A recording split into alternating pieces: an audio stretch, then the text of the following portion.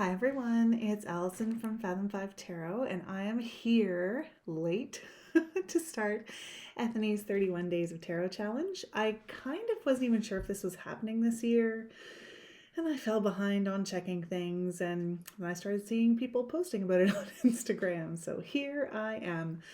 I've done this for, oh gosh, 3 years already? 4 years? I don't know. I've got a list of things. So it'll be interesting. I haven't gone back to watch my old ones. So we'll see. Maybe I'm totally the same every year.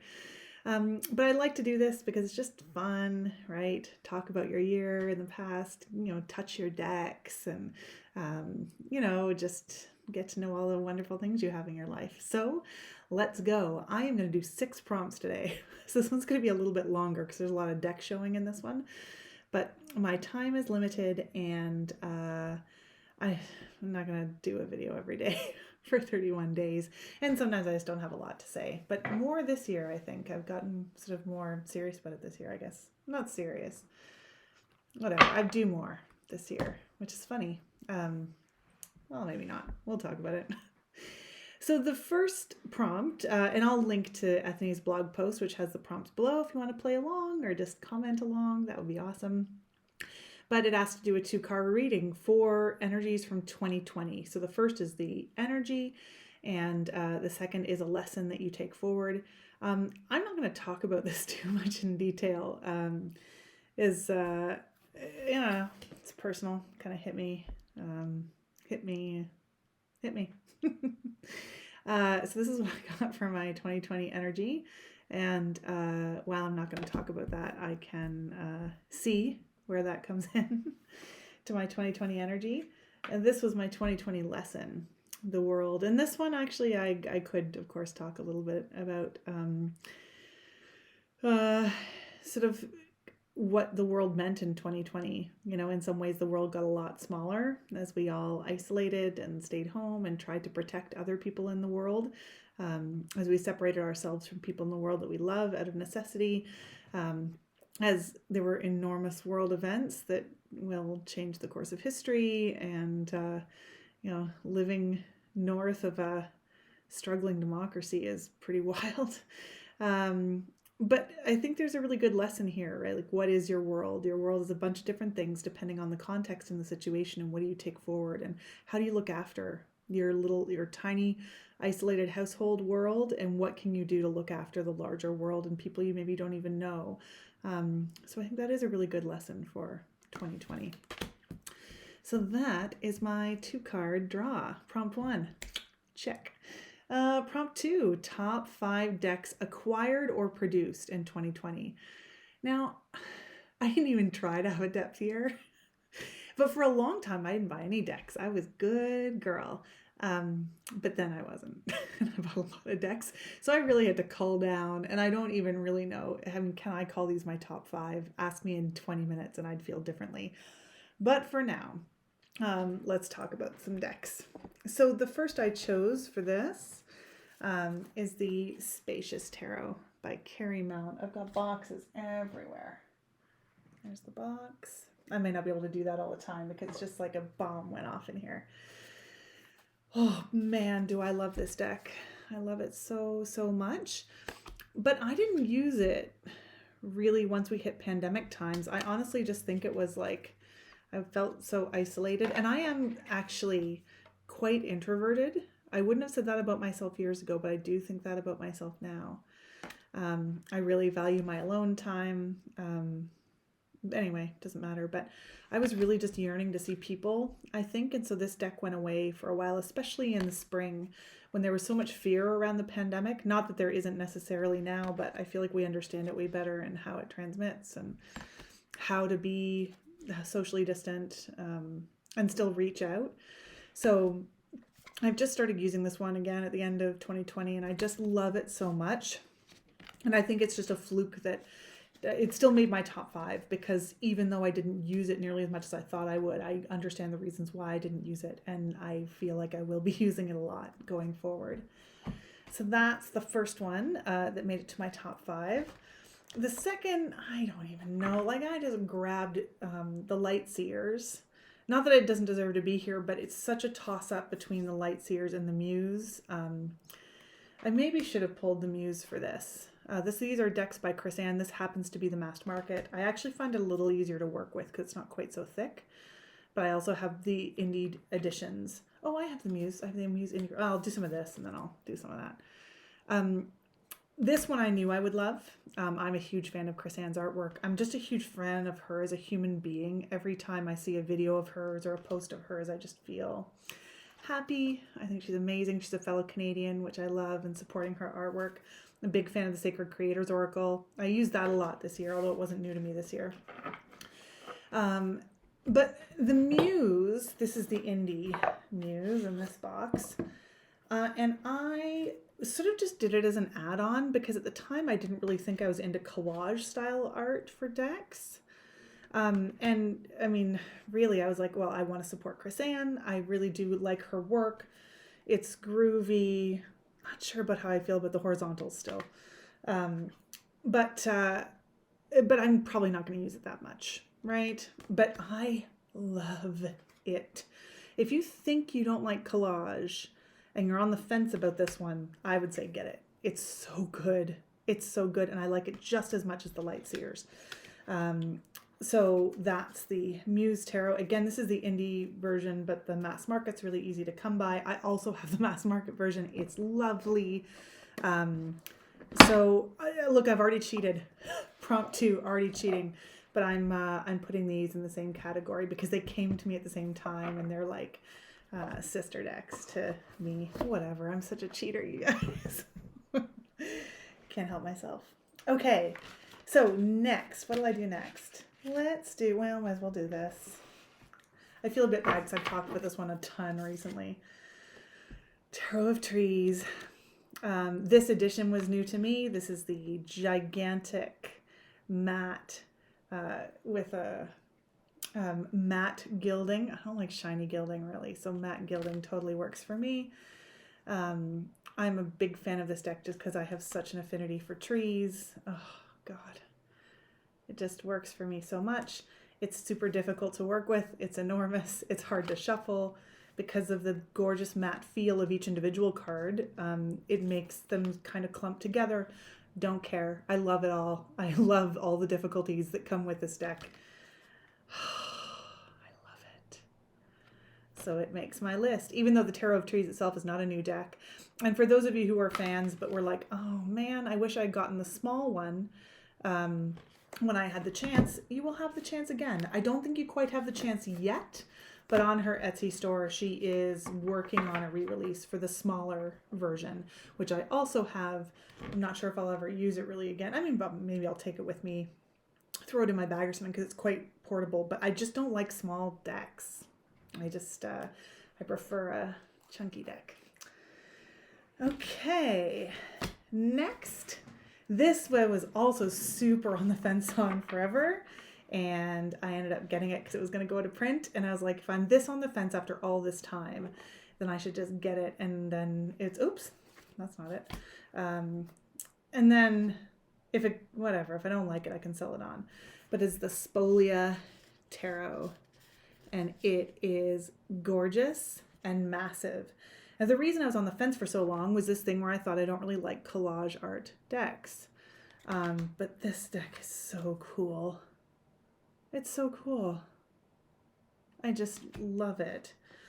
Now, sorry, I should say, okay, so we've got some, that's good. That's a major arcana. So we've got a full tarot deck, minor arcana.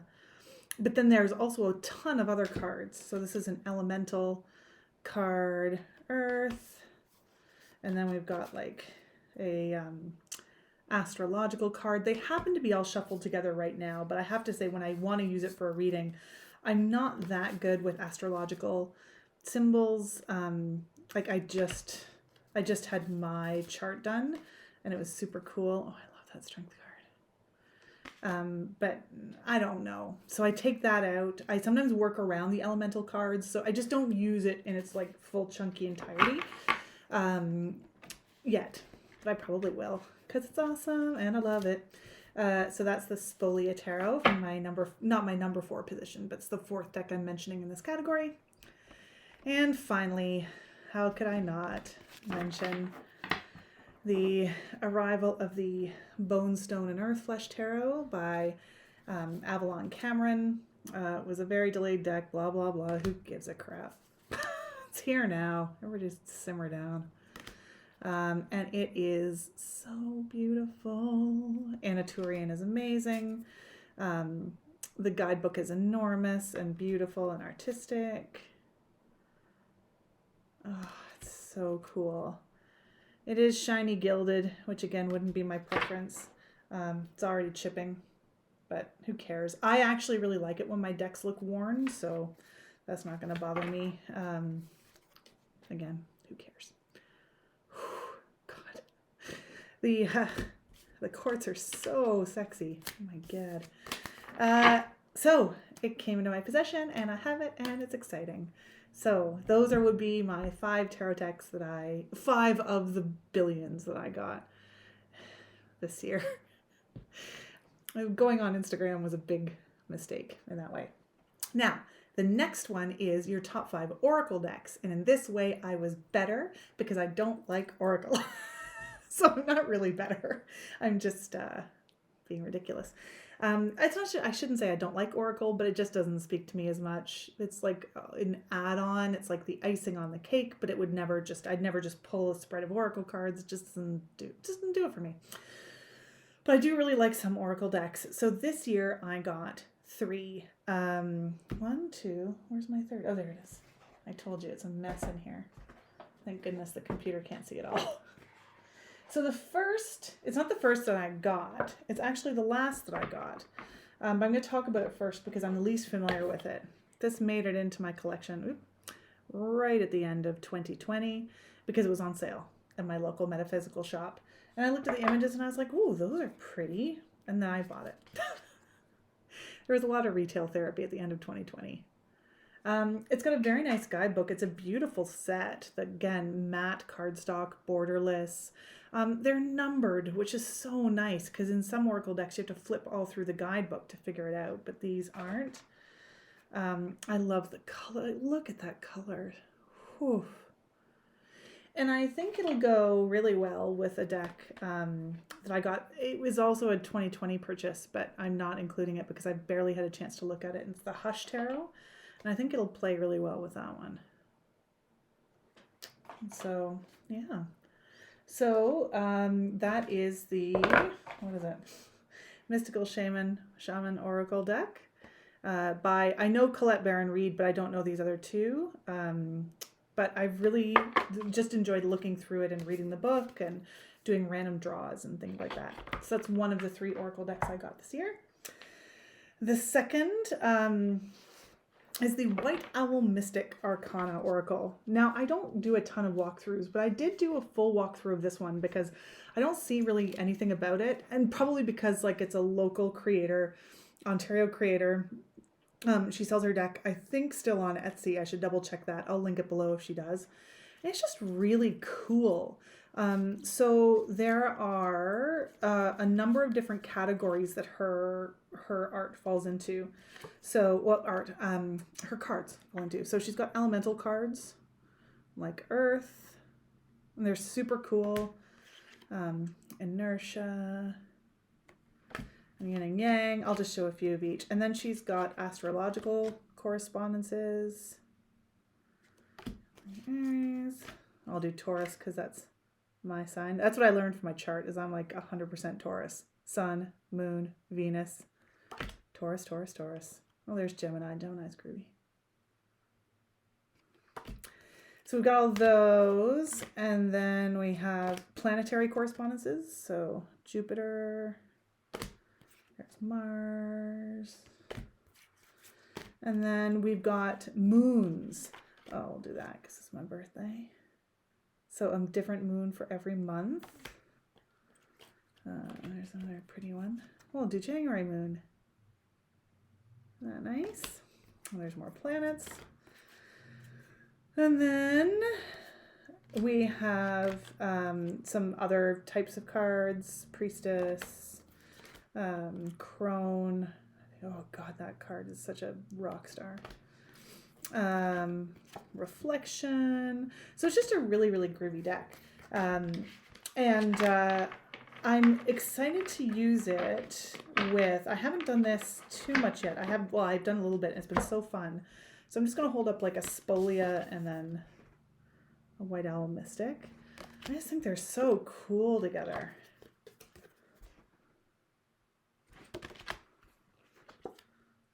Sorry, it's hard to hold them both up. Anyway, so super fun. And then finally, this is one I had been hemming and hawing about for years, mostly because of cost, because it was coming from Australia. But I finally got the Connected and Free Oracle from Inner Hue, which I've been lusting after for years. And it's so pretty. Oh, I love her artwork. I just got that in a reading last night. I don't have the Lumina. It doesn't click for me. Some of the cards really do. Some of them don't. So I've held off on the Lumina. And I don't think I'll get it. But I love this deck.